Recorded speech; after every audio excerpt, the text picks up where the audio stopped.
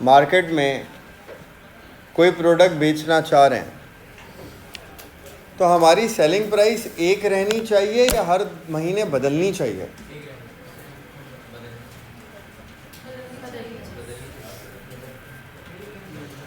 कोई एक प्रोडक्ट की एग्जांपल दें प्रैक्टिकल ज़िंदगी में से अपनी, जिसकी सेलिंग प्राइस हर महीने बदलती हो। हाँ, अंडों की बदलती होगी, लेकिन मुझे नहीं पता हर महीने बदलती नहीं बदलती। अबे सोना तो यार देखो, सोना तो मार्केट फोर्सेस है ना, वो तुम प्रोडक्ट थोड़ी है तुम्हारा। तुम बनाते हो घर में सोना? किसके घर में बनता है सोना यार? आप मतलब मैं आपसे ये नहीं कह रहा यार, मार्केट वैल्यू तो हर चीज़ की बदलेगी ना गाइस, बात सुने। मार्केट वैल्यू तो हर चीज़ की बदलेगी।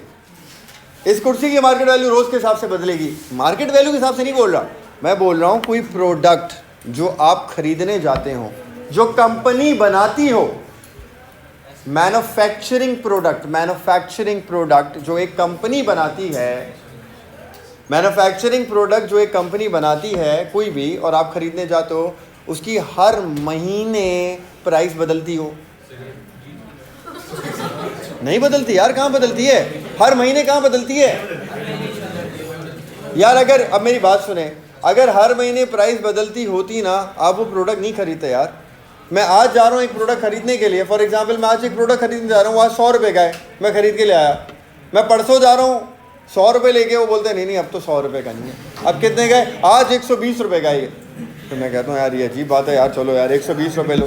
3 दिन बाद मैं दोबारा जाता हूँ, मैंने कहा आज कितने हैं? ये लो 120 रुपये का, आज 120 का नहीं है, आज ये 60 रुपये का है। मैंने कहा वाह यार, ये लो 60 रुपये। फिर मैं एक दिन बाद जाता हूँ, मुझे पता ही नहीं अब ये कितने का है। ऐसा प्रोडक्ट कौन सा होता है भाई?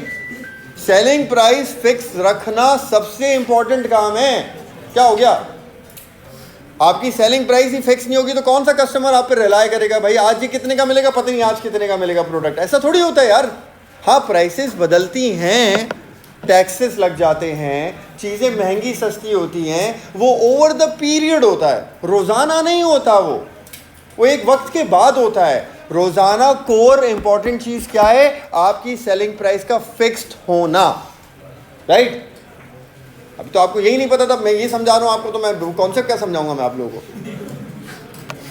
तो बात सुने, सेलिंग प्राइस यार, अंडे महंगे हो जाते हैं, रोज़ाना नहीं होते यार, वो कभी कभार होते हैं। और एक प्रोडक्ट है वो, उसके अंदर एक एक्सेप्शन है, वो होते होंगे, लेकिन वो एक अलग मैटर है।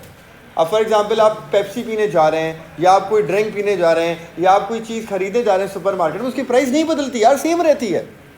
4-5 महीने बाद गवर्नमेंट ने ये कर दिया, वो कर दिया, टैक्स लगा दिया, महंगाई हो गई, इंपोर्ट बढ़ गई, एक्सपोर्ट गिर गई, पता नहीं कुछ हो गया, तो प्राइस बदल जाती है यार। रोज़ रोज़ थोड़ी बदलती है प्राइस, राइट? मार्केट प्राइस की बात नहीं कर रहा मैं चीज़ों की। अब मेरी बात सुने, पहला ऑब्जेक्टिव क्या है? सेलिंग प्राइस सेम रहनी चाहिए। सेलिंग प्राइस सेम रखने के लिए आपकी कॉस्ट सेम होनी चाहिए। कॉस्ट रोज़ाना बदलना आप अफोर्ड। अब आप सुने मेरी बात। डीएम है 10 रुपये का, डीएल है 15 रुपये का, वीओएच है 5। एक ही दफ़ा में समझनी है, ये मुश्किल बात है, कॉन्सेप्ट है पूरा, समझा रहा हूँ। बोलते नहीं तो फिर नहीं, शौक नहीं है, लेकिन आपने पूछा तो मैं बता रहा हूँ।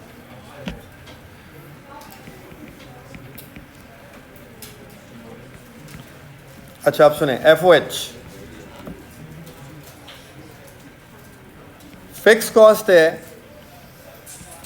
1 लाख रुपए की, सही हो गया। बजटेड यूनिट्स हैं 20,000 यूनिट्स फरवरी के। एफओएच निकालें, क्या आएगा? अब फिक्स कॉस्ट एक यूनिट की निकालें, एफओएच निकालें, FOH fix cost per unit, तो क्या आएगी? 1 लाख फिक्स कॉस्ट है, और आप क्या सोच रहे हो, कितने यूनिट्स बजट कर रहे हो बनाने के लिए? आप सोच रहे हो, बजट का मतलब होता है आप सोच रहे हो 20,000 यूनिट्स बनेंगे, तो 1 लाख का खर्चा 20,000 यूनिट्स पर आएगा, तो एक यूनिट पे कितना आया? तो एफओएच आपका 5 आ गया, राइट? लेकिन एफओएच 5 कितने यूनिट्स को सोच के निकाला? 20,000 बजटेड यूनिट्स को, ऐसे ही है? ये आपने सोचा था ना, सोचा था ये आप। तो आपका प्रोडक्ट आपको कितने का पड़ गया एब्जॉर्प्शन के हिसाब से?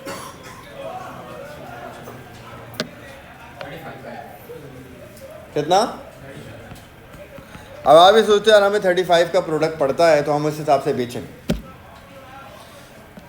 मार्च आ गया, काम शुरू कर दिया। मार्च में आपने एक्सपेक्टेशन से आपके ज़्यादा डिमांड आ गई, आपने यार ज़बरदस्त हो गया ये, बनाओ प्रोडक्ट। आपने मार्च में 30,000 यूनिट्स बनाए। कितने बनाए? आपकी प्रोडक्शन कितनी है? 30,000। प्रोडक्शन कितनी है? हाँ, प्रोडक्शन कितनी है? 30,000। 30,000 प्रोडक्शन है, सही है। अब कैलकुलेशन करते हैं, सुने। डीएम कितना था? एक यूनिट पे 10, 30,000 यूनिट प्रोड्यूस कर रहे हो, कितना हो गया? 3 लाख। डीएल कितना था? 15, कितने यूनिट प्रोड्यूस कर रहे हो? 30,000, कितना हो गया? 4,50,000। VOH कितना था? 5, कितने यूनिट बना रहे हो? 30,000, कितना हो गया? 1.5 लाख। FOH, ध्यान से मेरी बात सुनिएगा। FOH, आप कहते हो सर FOH मैंने यार लंबी नहीं करें, जब एक्चुअल FOH कौन सा है? बजटेड वाला है ना, आप बजटेड ही लो, आप बजटेड ही लो। मैंने कहा ठीक है, बजटेड यूनिट वाला ही लेते हैं। तो 5 इंटू बजटेड यूनिट कितने थे? 20,000, कितना हो गया? ये फिक्स कॉस्ट एक्चुअल है, सही ली है, इसमें कोई गलती नहीं। ये अमाउंट सही है, जो फिक्स कॉस्ट यूनिट कम ज़्यादा होने के हिसाब से चेंज बजटेड वाली ही रहती है ये। तो फिक्स कॉस्ट 1 लाख है, वो सही लिया आपने, लेकिन हुआ क्या इसकी वजह से? आप टोटल करें। तुम दोनों चले आओ, तुम दोनों चले आओ, चलो चले आओ तुम दोनों। नहीं, ये दोनों लड़कियां, आप दोनों चले आओ, जाओ चले आओ, जल्दी जाओ। साइड हो गया, नीचे देख रहे हो। ऐड करें, कितना हो गया? तो कितना खर्चा है? 10 लाख हो गया। कितने यूनिट्स क्या ये? प्रोड्यूस कितने हुए यूनिट्स? जितने प्रोड्यूस हुए उतने का खर्चा बोलोगे ना। आपने कितने प्रोड्यूस करे इस मंथ? 30,000 यूनिट्स प्रोड्यूस करें। 30,000 यूनिट्स आपको कितने के पड़े हैं? 10 लाख के। तो 10 लाख को डिवाइड करो आप, 30,000 यूनिट्स है, तो एक यूनिट कितने का पड़ गया?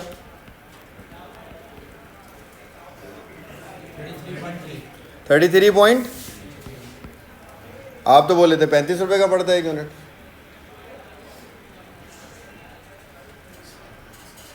यही कहा था ना, एक यूनिट कितने का पड़ता है? 35 का। उसके हिसाब से सेलिंग प्राइस सेट कर रहे थे ना। ये 33 का पड़ गया, ये 40 का भी पड़ सकता था, तो चेंज होता रहेगा। अब कंपैरिजन देखें। डीएम कितना था एक यूनिट का? 10, कितने यूनिट? 30, कितना हो गया?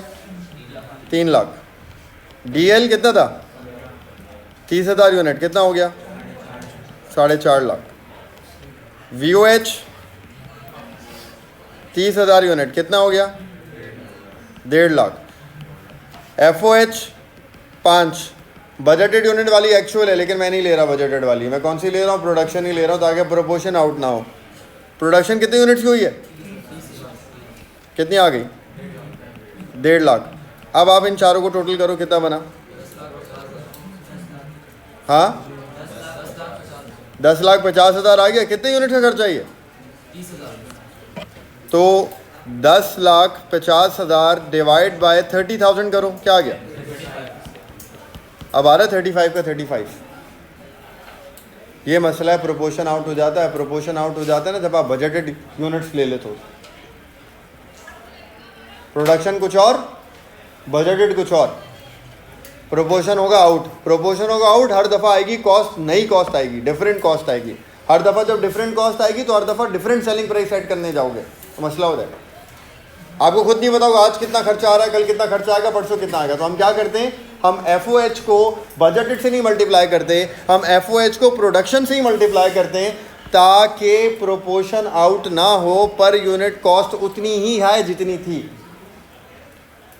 हाँ, जो गलत हुआ उसको बाद में ठीक कर लेंगे। क्या हुआ यहाँ पे? कितनी ले ली फिक्स कॉस्ट आपने? 30,000 के हिसाब से कितनी ले ली? 1.5 लाख। होनी कितनी चाहिए थी? बजटेड वाली होनी चाहिए थी। कितनी होनी चाहिए थी? 1 लाख होनी चाहिए थी। तो आपने 50,000 क्या कर ली? ओवर कर दी, ज़्यादा कर दी। आप उसको बाद में एडजस्ट कर दो, बाद में आप लेस कर दो। ओवर एब्जॉर्ब FOH कितना? 50,000। फिक्स कॉस्ट भी ठीक हो गई और प्रोपोर्शन भी आउट नहीं हुआ, 35 के 35 का ही पड़ा यूनिट आपको। तो इसलिए हम FOH को जब एब्जॉर्प्शन कॉस्टिंग में हम FOH लेते हैं ऊपर, तो हम FOH को मल्टीप्लाई बाय प्रोडक्शन ही करते हैं एब्जॉर्प्शन के अंदर। किस लिए? ताकि प्रोपोर्शन आउट ना हो। और जैसे ही प्रोपोर्शन आउट होगा आपकी पर यूनिट कॉस्ट चेंज हो जाएगी, और वो हर दफ़ा चेंज होती रहेगी, हर दफ़ा प्रोपोर्शन आउट होता रहेगा। तो हर महीने नई कॉस्ट, नई सेलिंग प्राइस, राइट। तो इसलिए हम प्रोपोर्शन आउट नहीं करते।